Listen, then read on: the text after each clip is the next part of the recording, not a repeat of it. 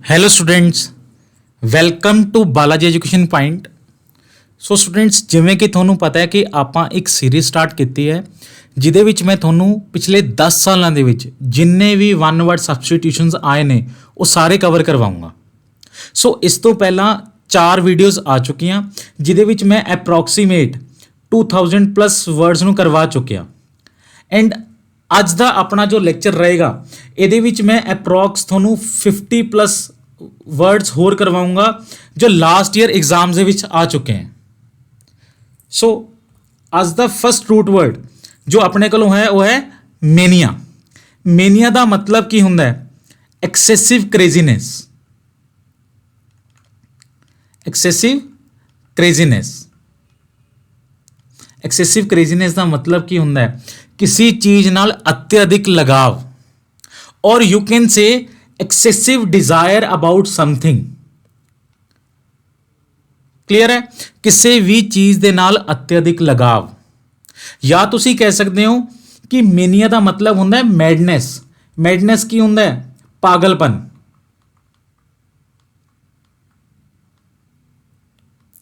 Clear है? तुसी किसी भी वे दे विच याद रख सकते हो। Mania is a root word ਜਿਹਦਾ ਮਤਲਬ ਹੁੰਦਾ ਹੈ ਐਕਸੈਸਿਵ ਕ੍ਰੇਜ਼ੀਨੈਸ, ਜਾਂ ਕਹਿ ਲਓ ਮੈਡਨੈਸ, ਜਾਂ ਕਹਿ ਲਓ ਆਬਸੈਸ਼ਨ।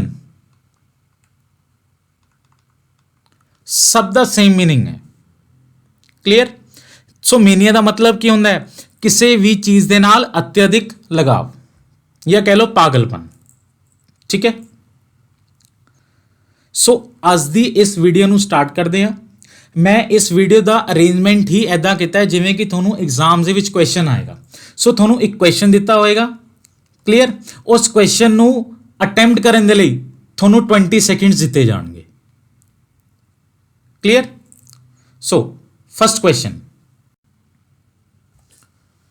Question number first, mania for stealing articles. Mania for stealing articles, जिस बंदे नू चोरी करन दा ऑब्सेशन होए।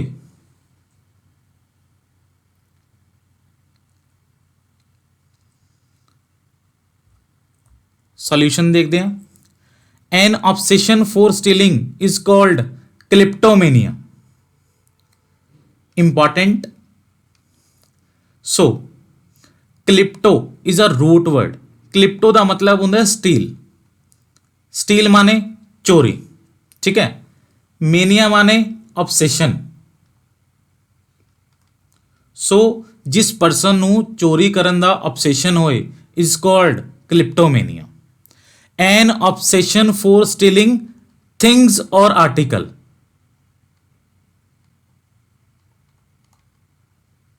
Is called kleptomania. क्लियर है? सेकंड देखो, an obsession for talking is called logomania. Logomania. Students, एक चीज तो क्लियर है ना, अगर किसी भी क्वेश्चन दे विच ऑब्सेशन वर्ड आया तो थोनू ऑप्शन दे विच मेनिया तो मिलेगा ही मिलेगा, है ना। So an obsession for talking is called logomania. जिस परसन नू, या कह लो जो परसन बहुत ज़्यादा बोलता होए इज कॉल्ड लोगोमेनिया। क्लियर? एक होर वर्ड होंदा है गैरुलस। गैरुलस, ਇਹਦਾ भी सेम मीनिंग ਹੁੰਦਾ है जो परसन बहुत बोलता होवे। क्लियर? थर्ड देखो, an obsessive desire to set fire to things is called pyromania. Pyromania राजे ਆਪਾਂ लास्ट ਲੈਕਚਰ ਦੇ ਵਿੱਚ भी डिस्कस ਕੀਤਾ ਸੀ। Pyro is a root word ਜਿਹਦਾ मतलब ਹੁੰਦਾ फायर, है ना। एंड मेनिया, मेनिया माने ऑब्सेशन। जिस परसन नू चीज़ां नू अग लगाने का ऑब्सेशन होए उन्होंने आप बोलते हैं पायरोमेनिया। ठीक है? Pyro plus mania, obsession of fire. बस इदा ही याद रखो, obsession of fire. Am I clear? Root word नाल याद रखोगे तो ऑप्शंस नू इजीली एलिमिनेट कर पाओगे। गाइस समझ आ रहा है? फोर्थ देखो, an obsession for collecting books is called bibliomania. Important, again आप कर चुके हैं। Biblio is a root word which means books and mania माने ऑब्सेशन, जिन्हों बुक्स का ऑब्सेशन होए, जिन्हों बुक्स पढ़निया, बुक्स कलैक्ट करनिया अच्छियां लगदियां होण, तो आप की बोलते हैं बिब्लोमेनिया। स्टूडेंट्स क्लियर है? दोबारा देखो, kleptomania an obsession for stealing, चोरी करना। Clear? An obsession for talking, जिन्हों बोलना। ठीक है। थर्ड देखो, an obsession for fire is called pyromania. An obsession for collecting books, bibliomania. Next, second question, a delusion that one has become a god. Delusion का मतलब होंदा वहम। जदों किसी परसन नूं वहम हो जे कि वह गॉड है, जो परसन अपने आप नूं गॉड मनन लग जे, तां की बोलते हैं?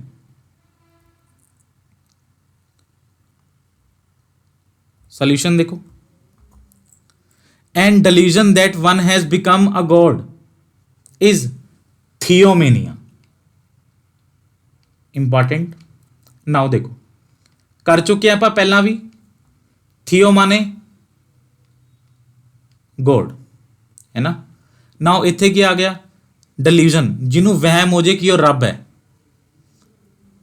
थियोमेनिया। क्लियर है? लास्ट लेक्चर दे विच आपां एक टर्म पढ़ी सी, थियोक्रेसी। थियो माने गॉड, क्रेसी माने गवर्नमेंट, है ना। जो गवर्नमेंट धर्म की नीति अपनावे, जो गवर्नमेंट धर्म के नाते चले, उन्होंने आप बोलते सी थियोक्रेसी। क्लियर? थियोफोबिया, ये भी आप कर चुके हैं। थियो माने गॉड, फोबिया माने फियर, जिन्होंने गॉड तो डर लगता हो। सो स्टूडेंट्स, अगर तुसी रूट वर्ड याद रखोगे तो तुसी वकैब नूं बहुत ईजीली याद रख सकते हो। अगर तुसी सोचोगे कि मैं रट्टा लगा लूंगा, नहीं तुसी याद कर सकते। जिवें कि इस वीडियो तो पहला मैं थोनों 200 वर्ड करवा चुका अप्रॉक्सीमेट, तो जदों थोड़े कोलों 1000+ वर्ड्स हो जाएंगे तो थोनों याद रखने औखे हो जाएंगे, रट्टा लगाना औखा हो जाएगा। सो अगर तुसी रूट वर्ड ना याद रखोगे तो तुसी ईजीली याद रख सकते हो। क्लियर है? हर लेक्चर तो बाद एक अलग तो नोटबुक लगा लो जिदे ऊपर अपने रूट वर्ड नोट डाउन करते रहा करो। 6 देखो, an obsession for dogs is called cynomania. Cynomania, cyno माने डॉग्स, ये भी आप किया सी लास्ट लेक्चर दे विच। एंड मेनिया माने ऑब्सेशन, जिन्हों डॉग्स नाल बहुत लगाव होवे, साइनोमेनिया। क्लियर है? जिद्दां आपां लास्ट लेक्चर दे विच पढ़िया सी cynophobia. Phobia is a fear, cyno माने डॉग, जिन्हों डॉग तो डर लगता होवे, साइनोफोबिया। ठीक है, जिन्हों डॉग्स दे नाल ऑब्सेशन होए, साइनोमेनिया। समझ पा रहे हो? 7 देखो, an obsession for flowers, an obsession for flowers is called anthomania. Again antho, antho माने फ्लावर, ऑब्सेशन माने मेनिया। इजी है ना? एंथोमेनिया की हो गया? An obsession for flowers. Clear है? देखो, एंथोपोलॉजी, लॉजी का मीनिंग की होंदा है? स्टडी। एंथो का meaning flowers. So study of flowers नूं की बोलांगे? एंथोपोलॉजी। एंथोपोलॉजी। समझ पा रहे हो कि रूट वर्ड किद्दां एक्ट करते हैं? अगर थोनों एक रूट वर्ड पता है तो तुसी किन्ने भी वर्ड्स बना सकते हो। लास्ट देखो, an obsession for craving alcohol और वाइन, जिस पर्सन ਨੂੰ ਐਲਕੋਹਲ ਦਾ ਬਹੁਤ ਆਬਸੈਸ਼ਨ ਹੋਵੇ is called dipsomania. Dipsomania important. Again dipso is a root word, dipso माने एल्कोहल एंड मानिया मैंने ऑब्सेशन, जिन्हों एल्कोहल नाल ऑब्सेशन होए डिप्सोमेनिया। अगर थोनू वर्ड आ जाए डिप्सोफोबिया, थर्ड लैक्चर दे विच कंप्लीट किया सी आपां फोबिया नू। फोबिया माने फियर एंड डिप्सो माने एल्कोहल, जिन्हों एल्कोहल तो डर लगता हो। क्लियर है? किसी भी स्टूडेंट ने कोई doubt?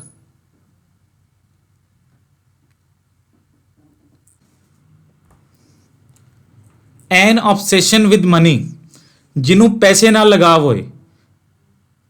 N obsession with money,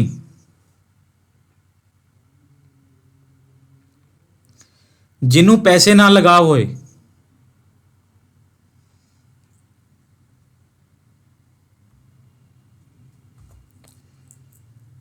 N obsession with money is called plutomania. Plutomania राजे, प्लूटो रूट वर्ड है विच मीन मनी या कह लो रिचीज। प्लूटो माने पैसा, ठीक है। मेनिया माने ऑब्सेशन, मैडनेस कह लो, एक्सेसिव क्रेजीनेस कह लो,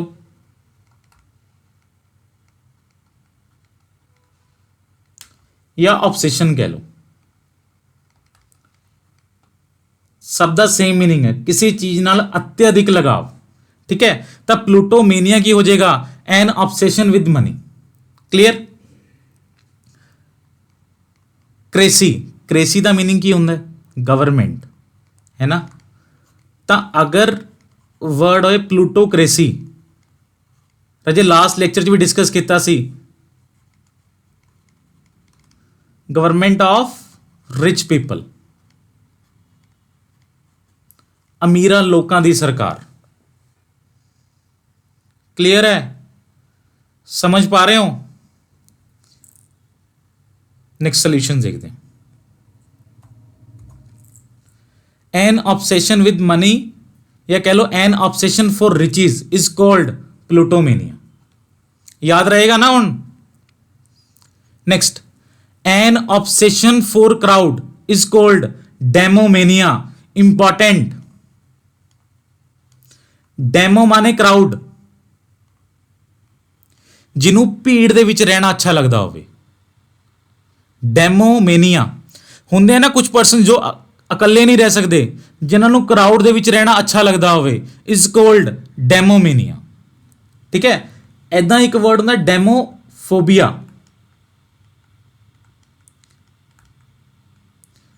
जिस बंदे नूं भीड़ तो डर लगता हो। फोबिया माने फियर, है ना। जिस बंदे नूं भीड़ तो डर लगता हो, डेमोफोबिया। क्लियर? 11 देखो, an attachment to foreign things, जिन्हों फॉरन दी थिंग्स दे नाल अटैचमेंट होए, जिन्हों फॉरन दी थिंग्स दे नाल ऑब्सेशन होए। ठीक है। जिनोमेनिया, जिनोमेनिया, जिनो अगेन रूट वर्ड है जिदा मतलब होंगे फॉरनर। ठीक है। अगर होंगे जिनोफोबिया, जिन्हों फॉरनस की चीज़ों तो डर लगता हो। ठीक है। जिनोफोबिया। एंड जिनोमेनिया की हो गया? जिन्हों फॉरन की चीज़ों के नाल अटैचमेंट होए, जिन्हों फॉरन की चीज़ों के नाल लगाव होए। क्लियर है? 12 देखो, an obsession for drugs, an obsession for drugs is called narcomania. Narcomania, narco का मतलब ही ड्रग्स होंगे। क्लियर है? किसी भी स्टूडेंट ਨੂੰ ਕੋਈ डाउट?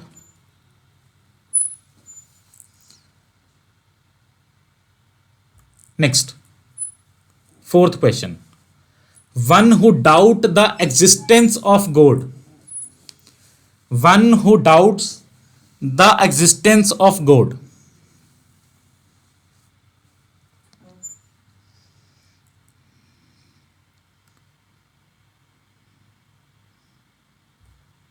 सॉल्यूशन देखो, one who doubts the existence of God is called agnostic, important. जिन्हों गॉड की एग्जिस्टेंस से डाउट होए कि गॉड एग्जिस्ट करता है कि नहीं करता, ठीक है। एग्नोस्टिक, देखो एग्नोस्टिक नूं याद रखने का मैथड की है, आपां कर चुके हैं कि थियो इज़ अ रूट वर्ड जिहदा मतलब हुंदा गॉड, है ना। एक वर्ड हुंदा थीस्ट, थीस्ट का मतलब की हुंदा जो रब ते विश्वास रखता है, who believes in God, who believes in God, ठीक है। एक वर्ड होंदा atheist, atheist who doesn't believe in God, है ना, जो रब दे विश्वास नहीं रखता। एक चीज़ याद रखना स्टूडेंट्स, अगर तुसी किसी भी वर्ड दे अगे अ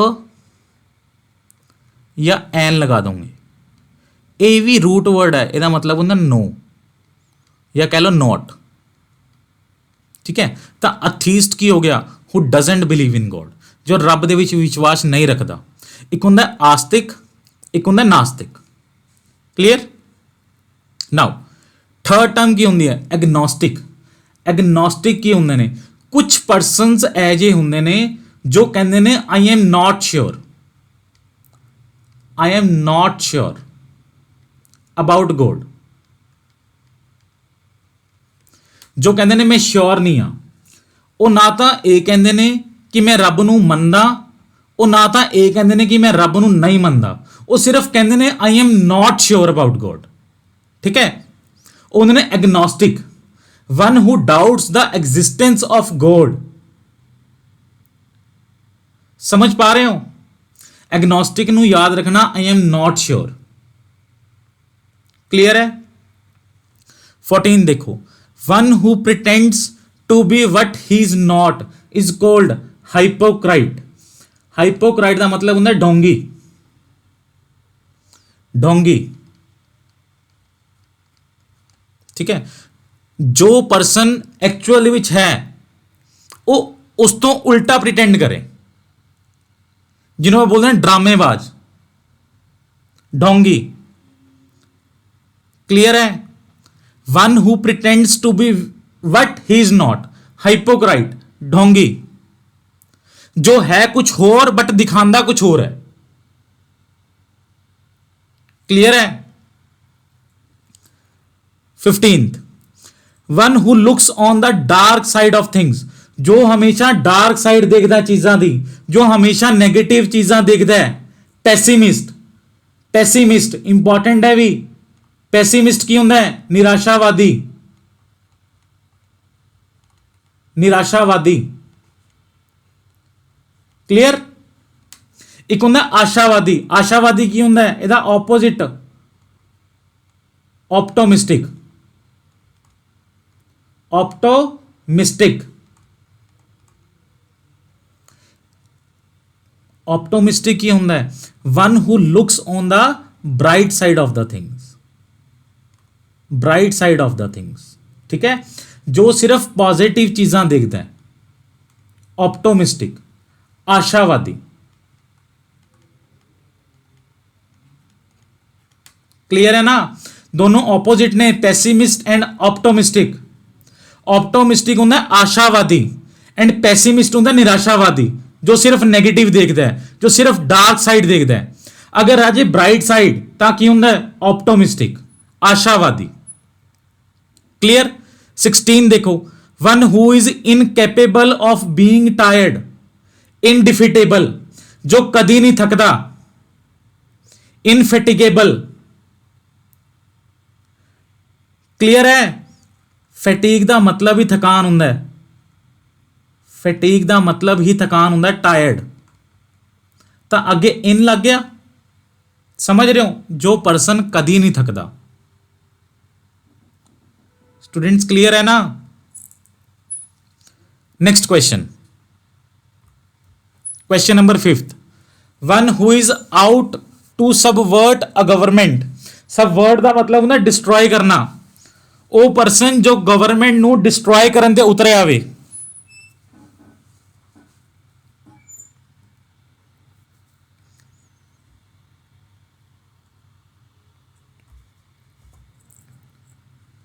स्टूडेंट्स एक चीज समझो, एक क्वेश्चन नू करन तो पहला देखो, एक वर्ड होंदा आर्क। आर्क का मतलब होंदा head. Arch is a root word which means head, ठीक है, मुखी, जिन्होंने बोलते हैं मुखी, ठीक है। एक वर्ड होंदा पैट्रियार्क। तो पैट्रियार्क का मतलब की होएगा? जिस फैमिली दा हेड मेल होए। क्लियर है? जिस फैमिली दा हेड मेल होए इज कॉल्ड पैट्रियार्क, ठीक है। आर्क का मतलब समझ रहे हो? हेड। क्लियर? मैट्रियार्क, एक वर्ड होंदा मैट्रियार्क। मैट्रियार्क का मतलब होंदा है जिस फैमिली दी हेड फीमेल होए। क्लियर? उन्होंने आप बोलते हैं मैट्रियार्क। समझ रहे हो? एक वर्ड होंदा अनार्क।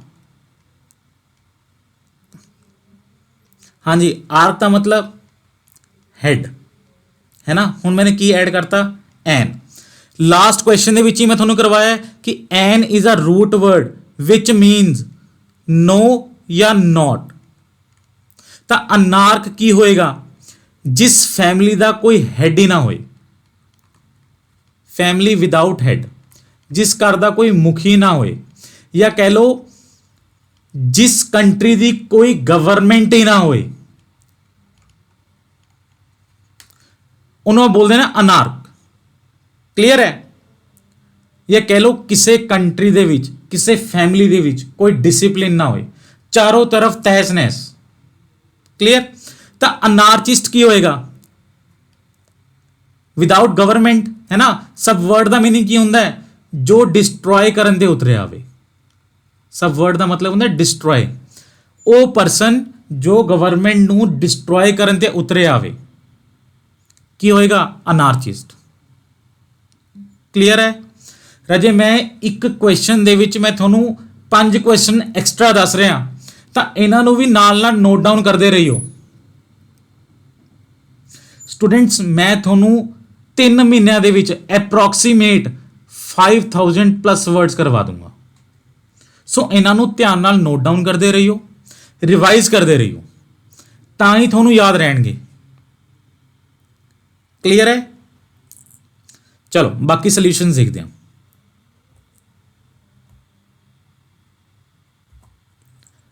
One who is out to subvert a government, अनार्चिस्ट।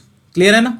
एक क्वेश्चन एक होर वे दे विच आंदा, देखो, one who believes in destruction of all forms of government, जो गवर्नमेंट नू डिस्ट्रॉय करन ते विश्वास रखता होवे इज कॉल्ड अनार्चिस्ट। क्लियर है ना? देखो अगर तुसी ब्रेक भी करोगे, अगर रूट वर्ड नाल भी याद रखना है तो एन मतलब नॉट, है ना। आर्क माने हेड कह लो या कह लो गवर्नमेंट। पढ़ा सी ना आप आरके या क्रेसी, लास्ट लेक्चर दे विच कवर करवाया मैं थोनू।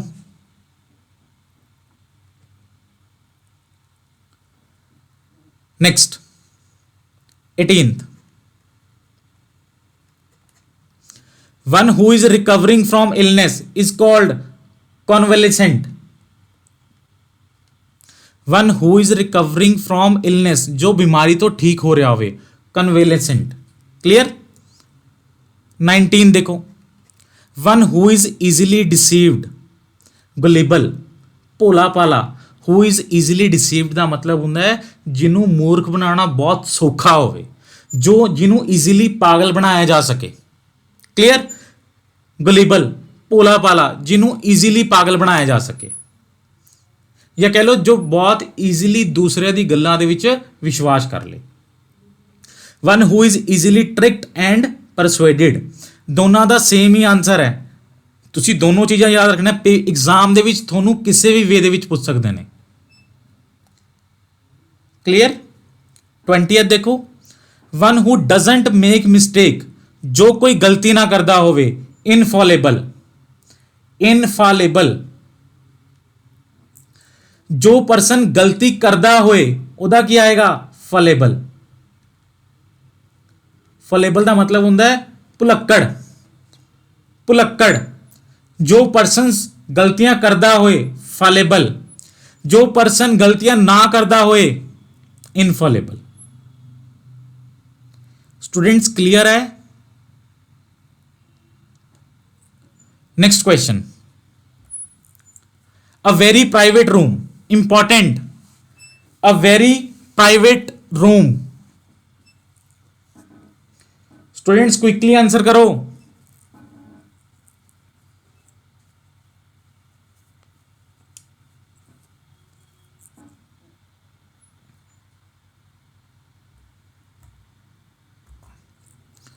अ very private room is called sanctum और सेंटोरियम। दोनों ऑप्शन तुझे याद रखने हैं, सेंटम और सेंटोरियम। वेरी वेरी वेरी इंपॉर्टेंट, बहुत रिपीट होंगे स्टूडेंट से। तो देखो समझते हैं इनू, सेंटोरियम या सेंटम हुंदा की है। अगर तुसी किसी भी टैंपल या गुरुद्वारा दे विच जाने हो तो तुसी देखते हो कि एक हॉल हुंदा है ना, जिहदे विच कोई भी परसन जा सकता है, ते एक रूम हुंदा है जिहदे विच सिर्फ गॉड दी मूर्ति पई हुंदी है, उत्थे हर कोई नहीं जा सकता। तो उस रूम नूं आपां बोलते हैं सेंटम और sanctorum. A very private room is sanctum और सेंटोरियम। समझ रहे हो, याद रखना। टैंपल तो टैंपल दे विच एक हॉल ऐजा हुंदा जिथे हर एक परसन जा सकता है, एंड एक रूम ऐजा हुंदा जिहदे विच गॉड दी मूर्ति पई हुंदी है, उत्थे हर एक परसन नहीं जा सकता। तो उस रूम नूं आपां बोलदे हां, उस तरह के प्राइवेट रूम नूं आपां बोलदे हां सेंटम और सेंटोरियम। क्लियर है। 22nd क्वेश्चन देखो, N imaginary ideal word, N imaginary ideal word is called utopia. Ideal word का मतलब की हुंदा है, जिथे सब कुछ अच्छा होए। यूटोपिया का मतलब जिथे सब कुछ अच्छा होए, ठीक है।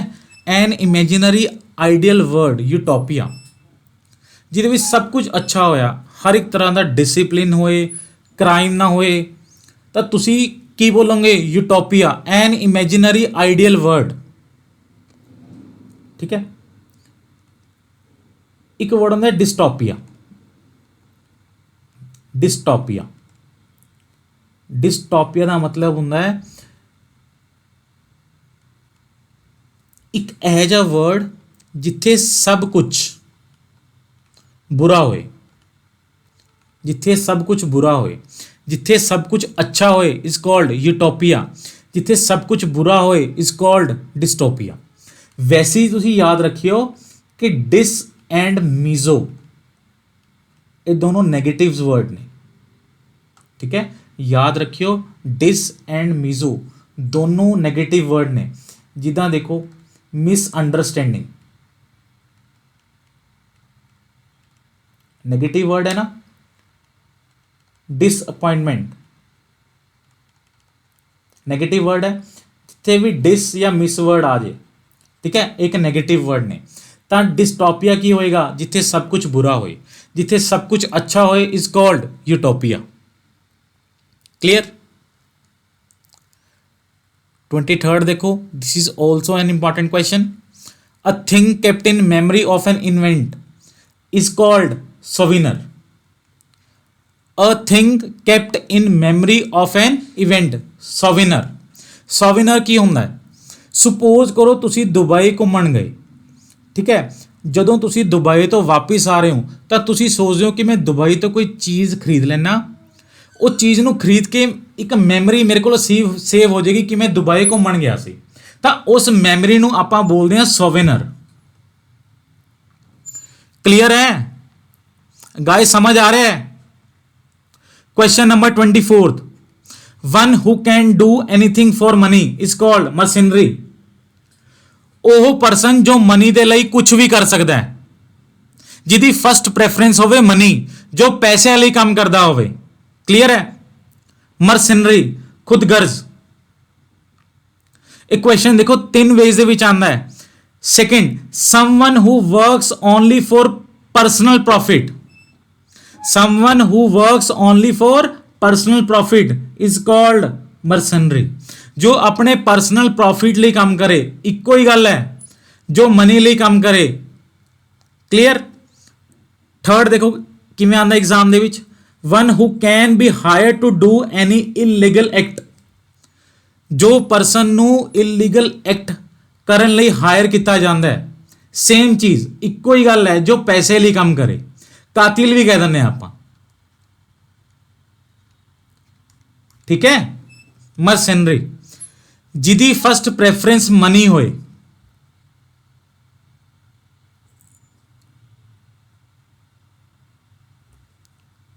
Next question, a person with a long experience of any occupation. A person with a long experience of any occupation.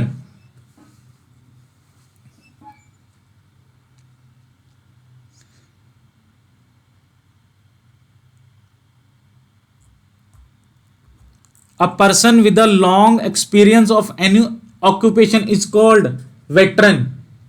Veteran ਦਾ ਮਤਲਬ ਕੀ ਹੁੰਦਾ ਹੈ? ਅਨੁਭਵੀ।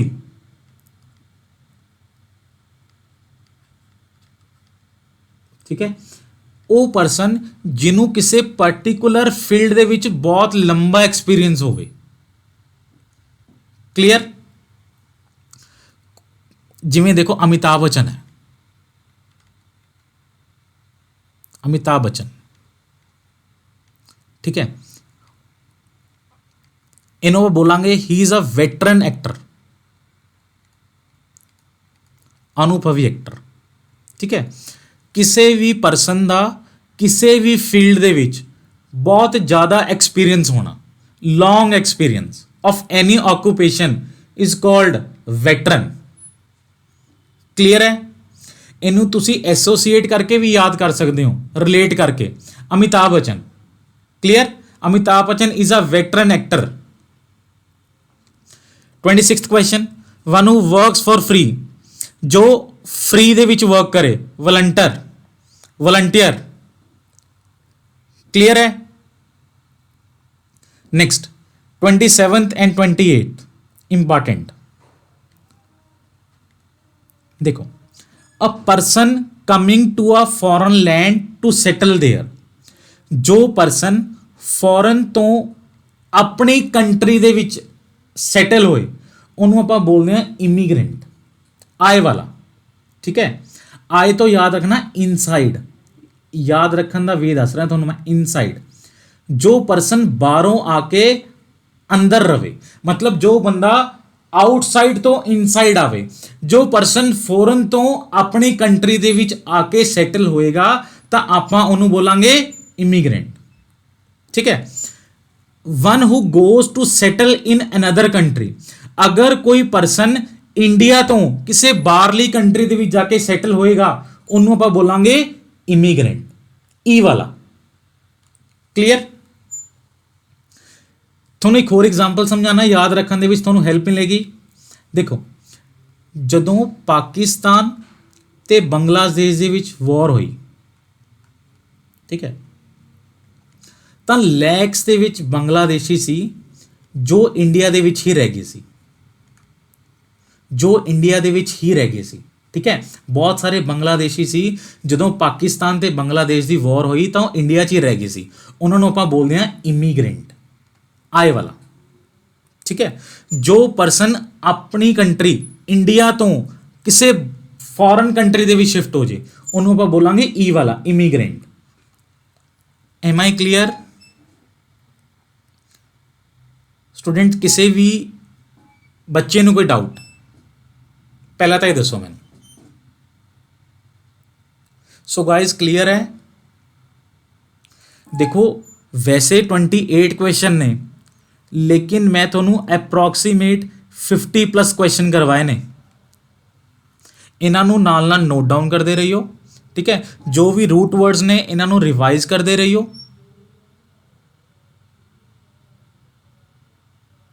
अगर किसी भी स्टूडेंट ਨੂੰ ਕਿਸੇ ਵੀ ਤਰ੍ਹਾਂ ਦਾ ਕੋਈ ਡਾਊਟ ਹੈ ਤਾਂ ਕਮੈਂਟ ਸੈਕਸ਼ਨ ਦੇ ਵਿੱਚ ਦੱਸ ਦਿਓ, ਠੀਕ ਹੈ? ਇਸ ਤੋਂ ਇਲਾਵਾ ਅਗਰ ਤੁਸੀਂ ਕੋਈ ਵੀ ਟੌਪਿਕ ਨੂੰ ਕਵਰ ਕਰਨਾ ਚਾਹੁੰਦੇ ਹੋ ਤਾਂ ਮੈਨੂੰ ਕਮੈਂਟ ਸੈਕਸ਼ਨ ਦੇ ਵਿੱਚ ਦੱਸ ਦਿਓ ਕਿ ਕਿਹੜੇ ਕਿਹੜੇ ਟੌਪਿਕਸ ਤੁਹਾਨੂੰ ਔਖੇ ਲੱਗਦੇ ਨੇ। ਸੋ ਪਹਿਲੇ ਆਪਾਂ ਉਹੀ ਟੌਪਿਕਸ ਕਵਰ ਕਰਾਂਗੇ।